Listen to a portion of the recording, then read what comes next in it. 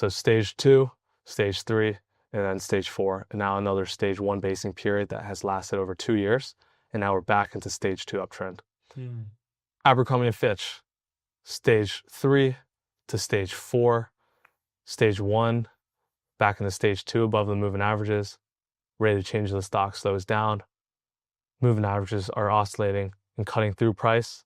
It's basing, building lower highs, and eventually breaks down and makes lower lows. And now we're below the 10, 30, and 40 week moving averages, now in a stage 4 downtrend again. Recently, actually, I want to go into some nuance here. Right here, this gap down into stage 4 was actually catalyzed by better than expected earnings numbers. And that's what I was talking about on that example. It looked like potentially we could have been basing and maybe went back into stage 2, but it was a clear telltale sign where you have great news and it gaps down. And that's actually the week I shorted it. And it was a nice move down, very nice linear move down below the 10-week moving average. And on the flip side, you spent a lot of time in stage 4. Now moving averages are slicing through price. This is stage 1. It's very messy. It looked like, oh, we were about to break down into stage 4 again. And these are another one of those nuances. It looks like we're heading to stage 4 again, but Abercrombie & Fitch reports great earnings. The Federal Reserve's cutting rates. We're entering this potentially economic boom cycle, and boom, you make a 100% move off the lows. We're back in stage 1. You can see prices above the 10-week, above the 30-week, and above the 40-week. So that's some nuance there.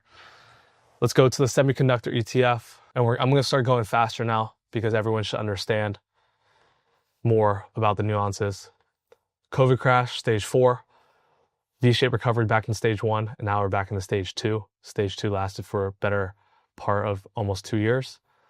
Stage 3 started happening. Moving averages starts cutting through price.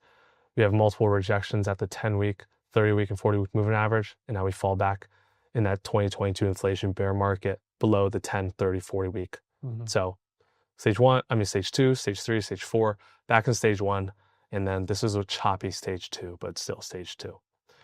Another ETF, ARCG, another family of Cathie Wood's ETFs. This is just textbook again. You can see stage 1 basing period. You see how literally it just goes sideways. Yeah. Moving average is just sideways. That's a clear telltale sign. And then boom, you have a catalyst. And the catalyst was the COVID crash. The Federal Reserve starts printing trillions of dollars. The government starts printing trillions of dollars as well. You have this huge move up. Again, you can see 10-week now, surfing the 10-week. 10-week has that price gap above the 30 and the 40. That's oftentimes, you can say that's in stage 2 uptrend. You can see all the moving averages are bullishly aligned.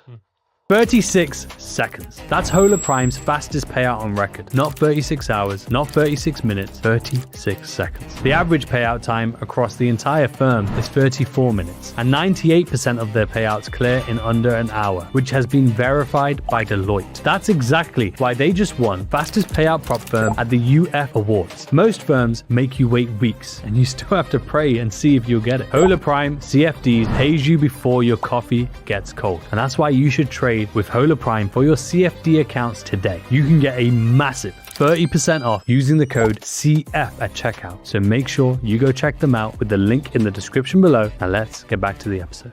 Higher lows and higher highs in price. Eventually you have this big crack like RK. We start oscillating in between the moving averages again.